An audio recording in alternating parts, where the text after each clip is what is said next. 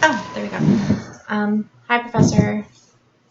Okay, so watching the video, we met Efren, who is a 23-year-old Filipino-American, second generation. He's the child of a father who was in the Navy, and his mom is a nurse. He lives in San Diego. And apparently he's in therapy seeing this doctor because he was exhibiting some signs of paranoia. He really, really felt that his family was spying on him. They were monitoring him, asking him way too many questions about what he was doing, what was going on.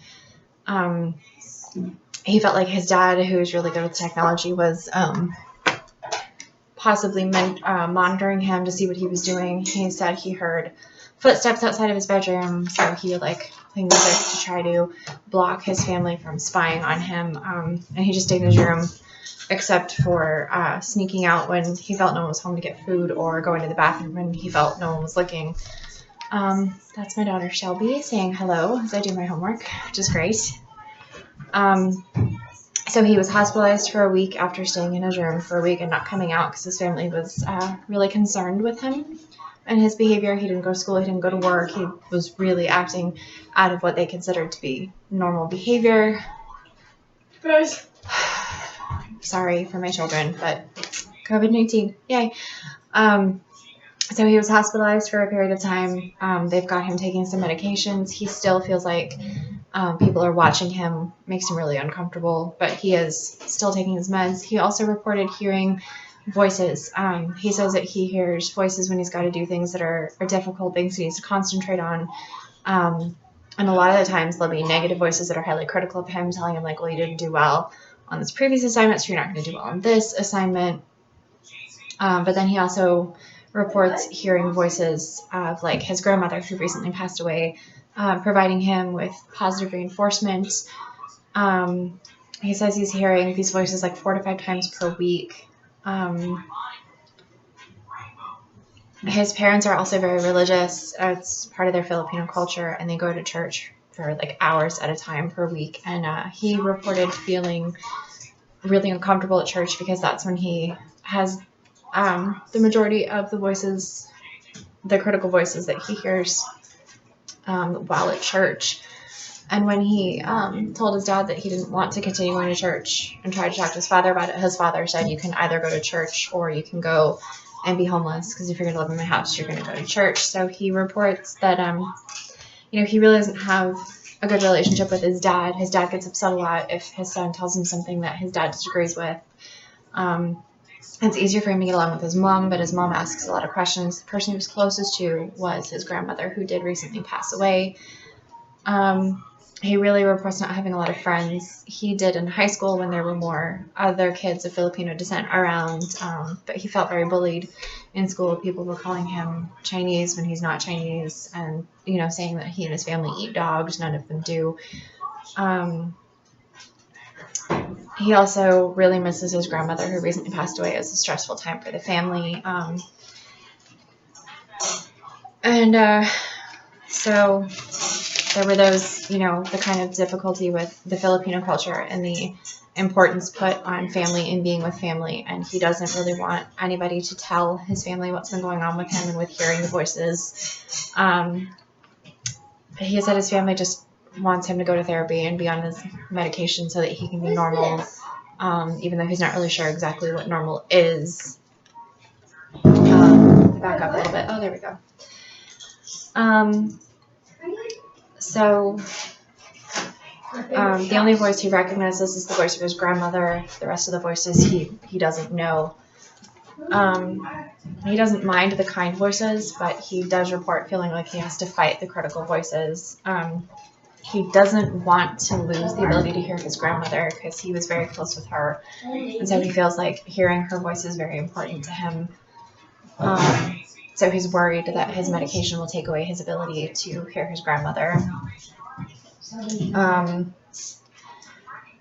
He did receive a diagnosis at the hospital, but he couldn't remember what it was.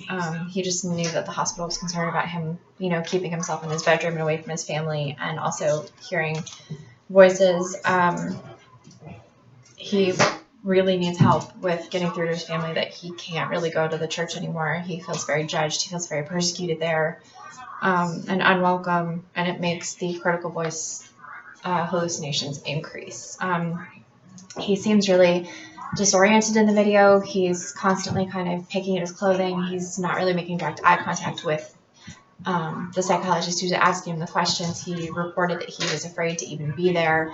He's worried that the doctor will tell his family, and that his immediate family will tell, like, his cousins or his aunts and uncles, and then, you know, his family will look down on him for, you know, maybe being crazy.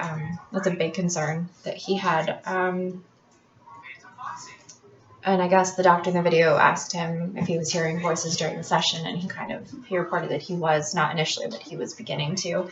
He didn't elaborate on what the voices were saying to him, which I kind of wish he had. It would be interesting to know what more he was hearing.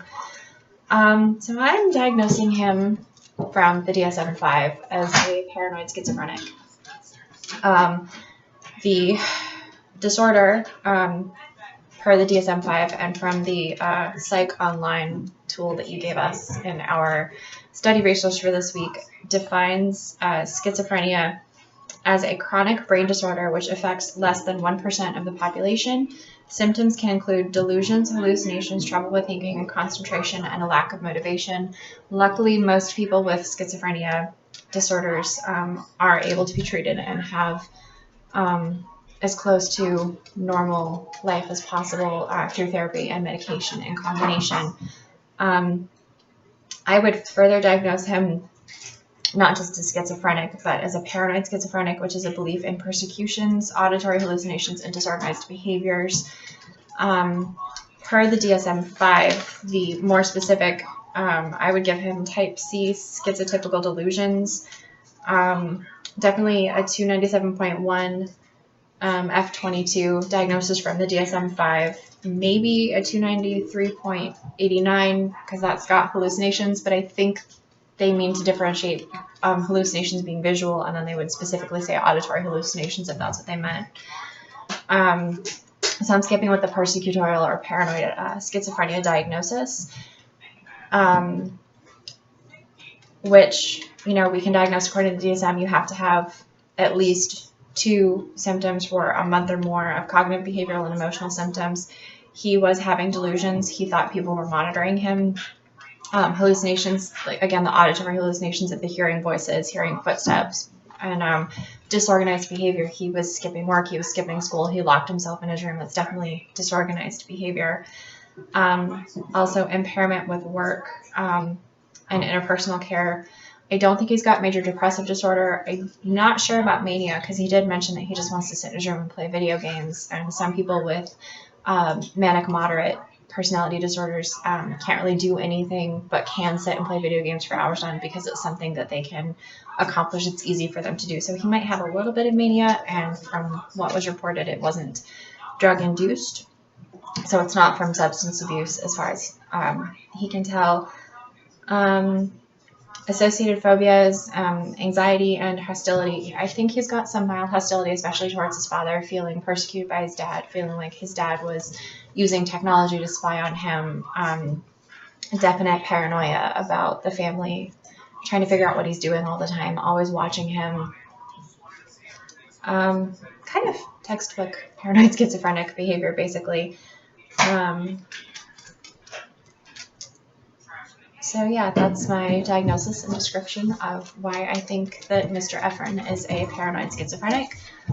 My treatment plan, I would, like the doctor said in the video, I would definitely coordinate with the psychiatrist who prescribed the medications and with the patient to talk to the psychiatrist about maybe monitoring medication usage, because he really doesn't want to lose the voice of his grandmother, but having auditory hallucinations is quite distracting throughout the day. And that's part of what, oh, there's my son Caden, makes him have so much difficulties hearing voices when he's trying to do things like schoolwork and regular work. It would really impair his ability to function normally in society without assistance. The patient also really was concerned with not having what he was doing reported back to his family, so the doctor and I would also allow him to kind of tour the room to make sure that it was a secure room and that his family wasn't somehow there weren't any bugs or anything like that. Although I do wonder if, I know that doing that would be really good for the patient, for his peace of mind and his ability to concentrate and feel secure in therapy. But then I also wonder, at what point are we enabling delusions by doing that? So that would kind of be a difficult thing to try to balance, I think. And then I would want him to come in at least weekly for sessions to talk with me. I think I would use cognitive behavioral therapy to assist him with combating the negative voices, things that he could do when he hears the negative critical voices, like what can you tell yourself to help kind of fight them down, because he did express that he felt like he needed to be able to do martial arts to get rid of the voices, but didn't know martial arts. So I think some CBT work would be really helpful.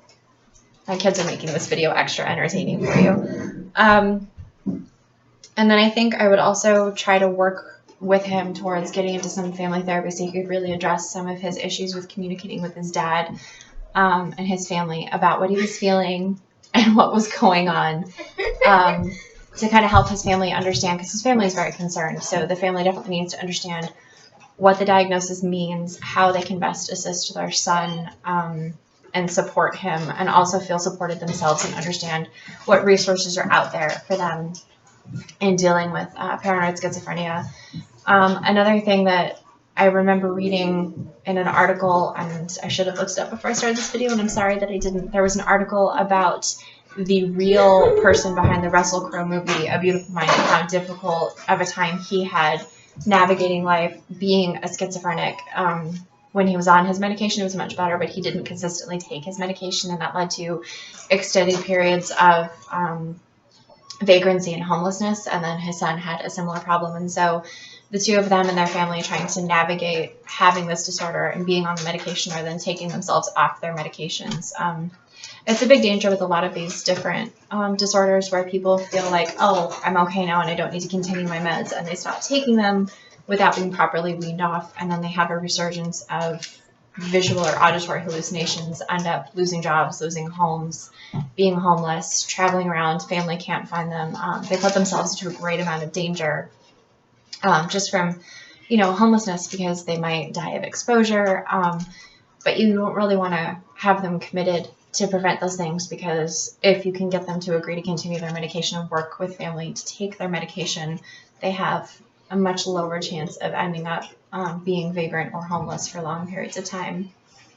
But I mean, being homeless doesn't mean you're an imminent threat to yourself or others. Although if you've got a paranoid schizophrenic on the streets homeless, they can be an imminent threat to someone, because they can hallucinate that someone is trying to hurt them, and then they can hurt somebody near them, and then they end up in the justice system and the criminal system and end up in jail. And there's a lot of factors that you really want to try to preempt as much as possible. And I think the best way to do that is with a family session to explain the diagnosis, explain the disorder, and make sure that the family understands what they have to do to support their son who has this condition. And actually, kind of on a personal note, when I lived in northeastern Nevada, my mom's best friend was a Mexican-American woman whose sister was discharged from the Army for schizophrenia. And her schizophrenia was really interesting because she saw and heard the voices of saints and angels, and they told her things to do. They only told her good things to do, which was nice. So it was sort of I think if you're going to have hallucinations, I would really rather hallucinate something positive like saints than some of the more negative things that can happen. And so the family had to work really hard with her to kind of keep her on her meds, keep her healthy. They kept her at home. I think they took a lot of pressure off of her to be normal and just allowed her to be herself. I don't know what meds she was on, but I do know the whole family was very open about what happened to my Aunt Sylvia's sister, whose name I can't remember. But yeah, they were really open about what happened and how she was discharged from the Army for her schizophrenia. And, she saw saints and angels, and they were really kind to her about it. And so I thought that was kind of a really cool thing, that they were so kind and understanding of her condition. And I think if we can get Ephraim's family to that point, that would really help him a lot. And he would feel a lot less persecuted and a lot less need to be what his family expected him to be, if we could just get the family to understand kind of what he was going through. So I really enjoyed the video, and thank you for the option to do a video to tell you my thoughts on our diagnosis for this week. It's much more fun than trying to write a 5-page paper with kids running around. So thanks again. Signing off.